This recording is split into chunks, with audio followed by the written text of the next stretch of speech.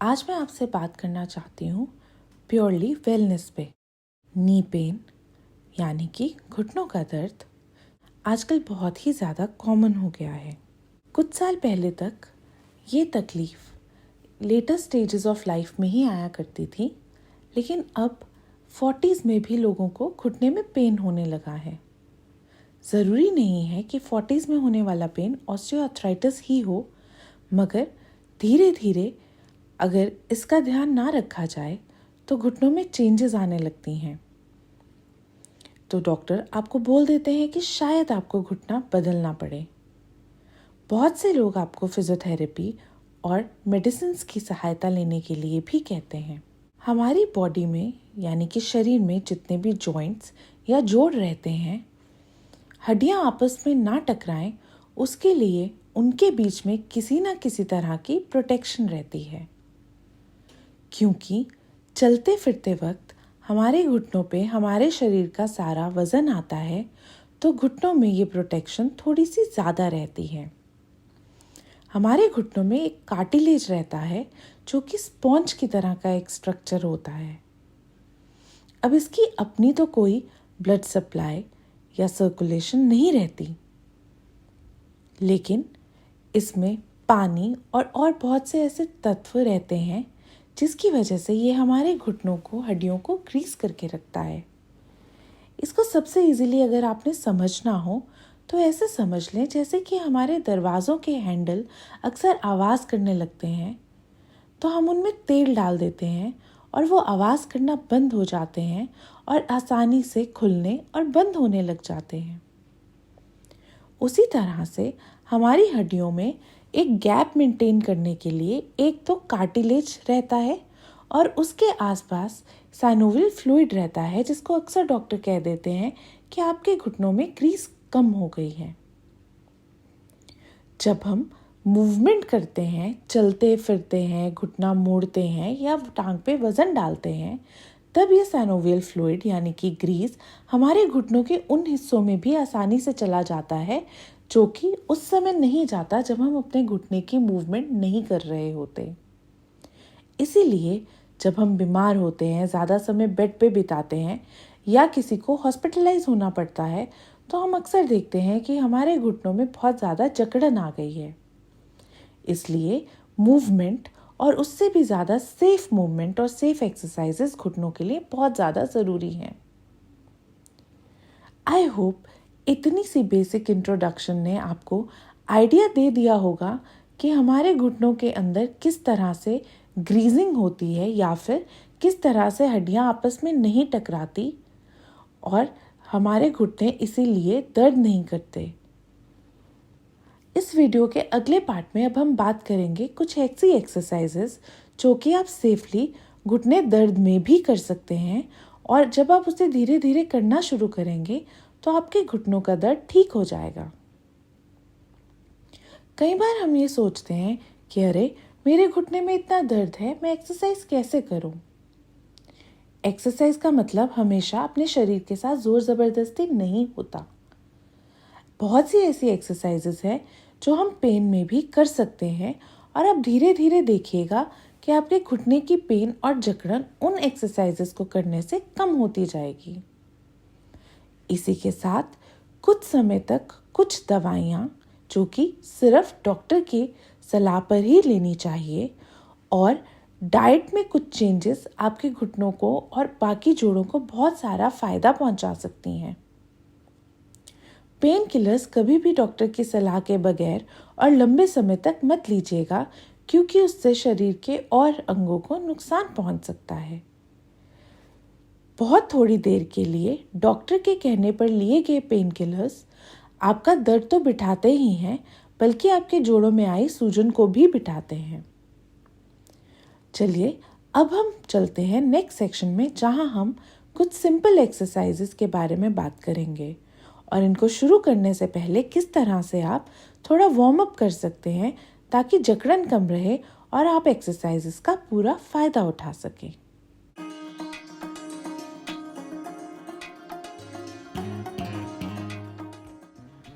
हमारे घुटने 4 बोन से बने हैं, ऊपर एक फीमर बोन रहती है, नीचे टिबिया और फिबुला रहते हैं और सामने से चपनी या नी कैप या पैटेला रहती है।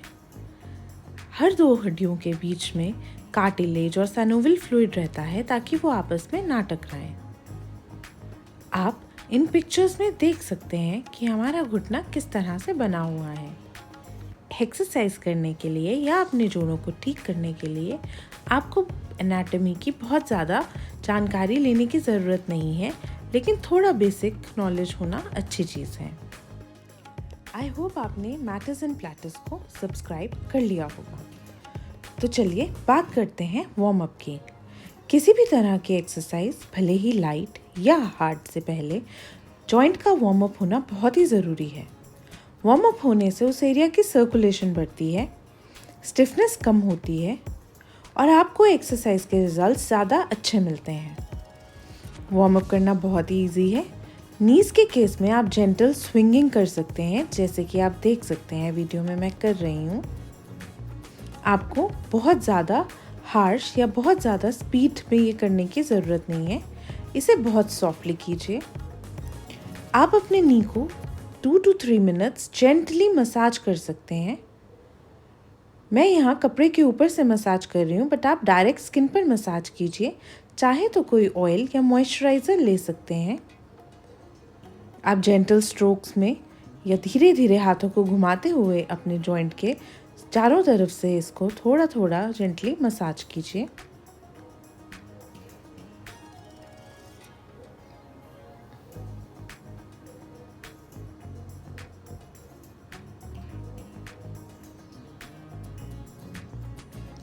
फिर आप खड़े होकर वह उसी जगह पर खड़े खड़े हल्का सा चलने का मूवमेंट कर सकते हैं। आप ऐसा कुछ सेकंड्स या फिर 1 मिनट तक कर सकते हैं।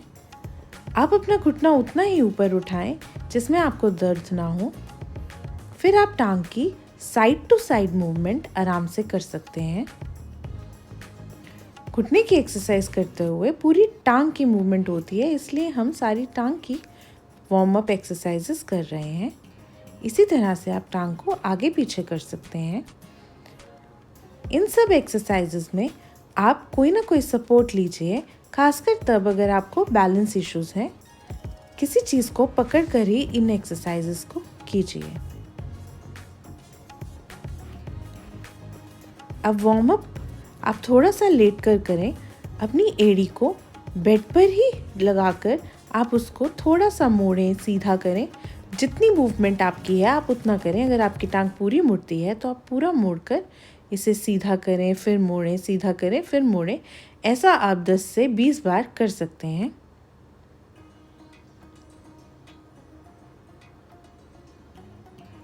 अब आप अपने पैरों की मूवमेंट्स कीजिए। इससे सर्कुलेशन अच्छी रहेगी और इससे आपके नर्व की भी हल्की सी मूवमेंट या स्ट्रेचिंग हो जाएगी।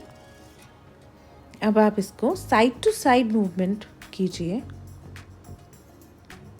4 to 5 मिनट्स का वार्म अप बहुत ही ज़्यादा अच्छा रहता है। आप अपने जॉइंट पे यानी कि घुटने पे हॉट पैक भी ले सकते हैं।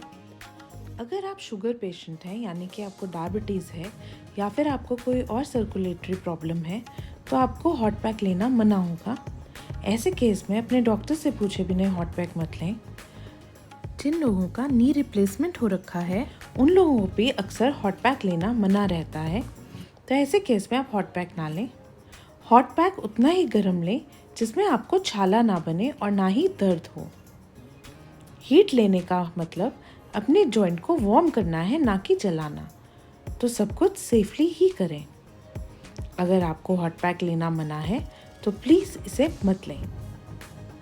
अब हम आगे बढ़ते हैं एक्सरसाइजेस की तरफ। मैंने यहाँ पे एक टॉवल को रोल कर लिया है।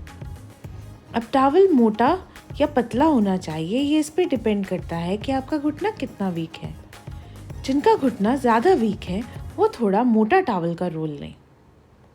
जिनका घुटना पूरी तरह से सीधा नहीं होता या मुड़ा रहता है वो भी थोड़ा मोटा रोल ही लें।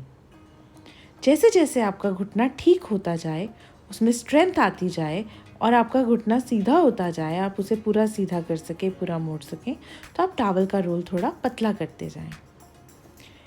इस एक्सरसाइज को करते हुए बेटर है कि आप या तो लेटे रहें या फिर आप अपनी बैक को पीछे कहीं पे अच्छे से सपोर्ट करें।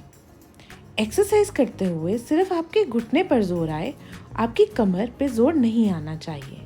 इस टॉवल रोल को अपने घुटने के नीचे रख लें। एक्सरसाइज करते हुए आपका पैर बेड पर ही रहना चाहिए, पैर को हवा में नहीं उठाना।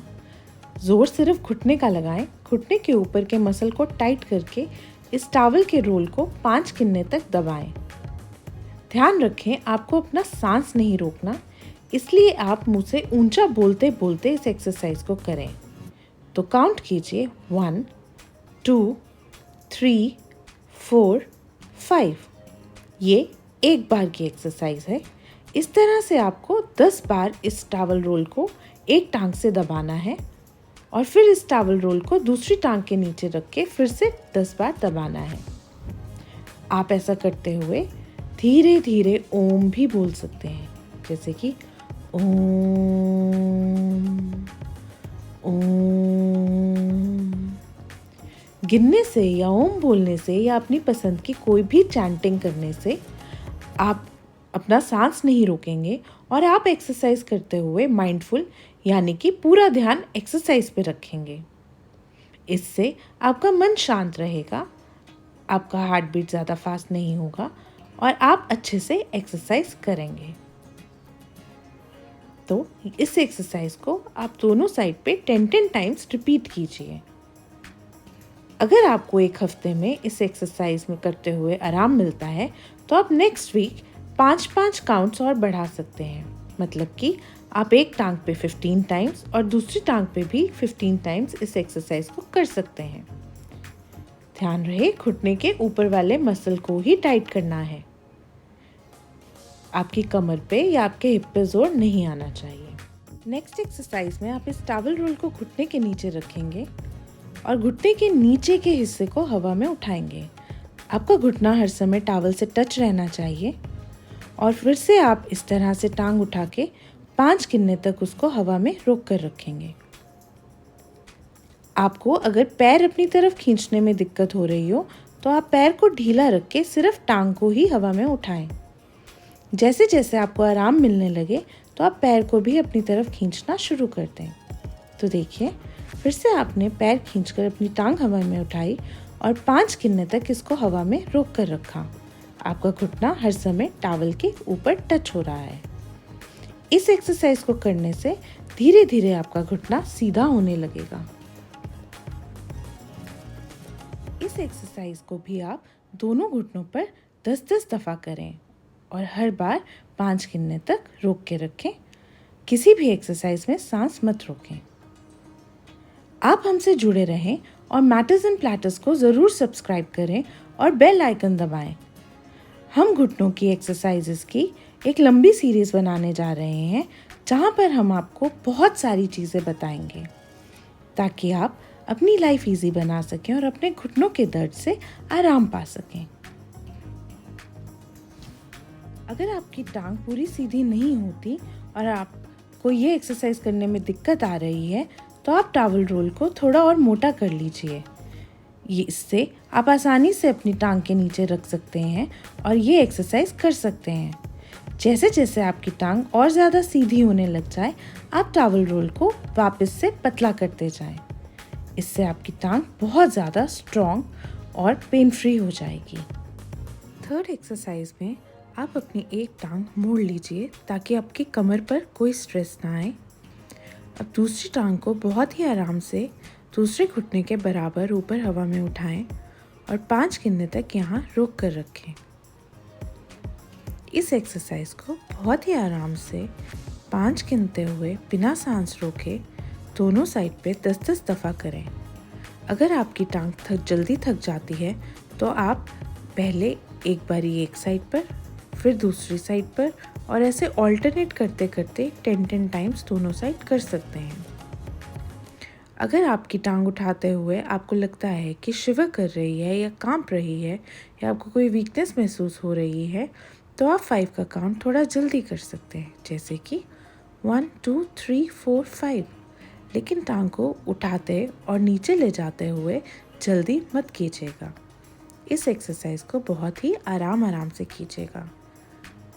नेक्स्ट एक्सरसाइज में आप सीधे बैठ जाएं।